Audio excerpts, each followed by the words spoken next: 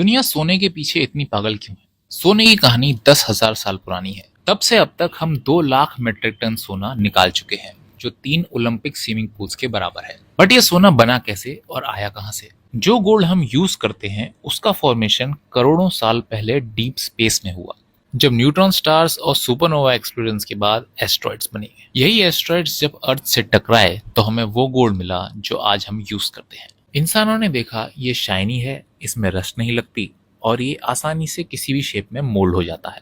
सो ये डेकोरेशंस और ज्वेलरी में यूज होने लगा। ये वही वक्त था जब चीजों की खरीद फरोख्त के लिए बार्टर सिस्टम यूज होता था, तो किसी कॉमन चीज की जरूरत थी। उस वक्त की हर सिविलाइजेशन ने गोल्ड को डिस्कवर भी किया और उसे एज अ करेंसी यूज भी किया। 17वीं सेंचुरी आते आते गोल्ड पूरी तरह एक करेंसी का रूप ले चुका था। बट इशू था कि ये कॉइन्स हैवी और रिस्की थे, तो लोग इन्हें गोल्ड स्मिथ्स के सिक्योर वॉल्ट्स में रखने लगे, जिसके बदले गोल्ड स्मिथ इन्हें एक पेपर रिसीट देता था, जिसे दिखाकर ये गोल्ड वापस लिया जा सकता था। यही पेपर करेंसी का पहला फॉर्म बना। इन पर गोल्ड की इक्विवेलेंट वैल्यू लिखी होती थी। ऐसी वर्डिंग्स करेंसी नोट्स पर आज भी लिखी जाती हैं। तो 1816 में ब्रिटेन ने गोल्ड के बदले ये पेपर के सिस्टम को फॉर्मली रिकॉग्नाइज किया।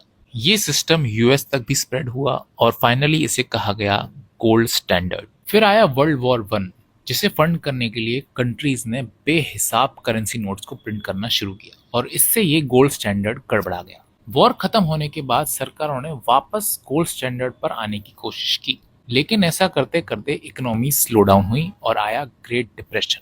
1929 के ग्रेट डिप्रेशन से उबरना हो रहा था मुश्किल, तो यूएस ने 1931 में इस गोल्ड स्टैंडर्ड को पूरी तरह खत्म कर दिया। लेकिन फिर आया वर्ल्ड वॉर टू और इसमें यूएस की हालत सुधर गई, तो यूएस ने वापस गोल्ड स्टैंडर्ड पे आने का फैसला किया और 1 आउंस यानी 28 ग्राम गोल्ड को $35 पे फिक्स किया। अब कोई भी कंट्री डॉलर के बदले यूएस से गोल्ड ले सकती थी। ये सिस्टम कुछ सालों तक चला, बट इसका भी भांडा फूटा, क्योंकि यूएस पे इतना गोल्ड था ही नहीं जितने उसने डॉलर प्रिंट कर रखे थे, और काफी सारी कंट्रीज ने डॉलर देके यूएस से गोल्ड लेना शुरू किया। इससे यूएस के गोल्ड रिजर्व्स तेजी से डिप्लीट होने लगे। इसके बाद यूएस प्रेसिडेंट निक्सन ने 1971 में दोबारा गोल्ड स्टैंडर्ड को खत्म किया और कहा गया कि जो भी करेंसी नोट्स मार्केट में हैं, वो गवर्नमेंट का ही एक लीगल टेंडर है, यानी कि लोगों को गवर्नमेंट पे ट्रस्ट करना होगा और उस कागज के टुकड़े को पैसा मानना होगा। ये था फिएट मनी, जो आज भी जारी है।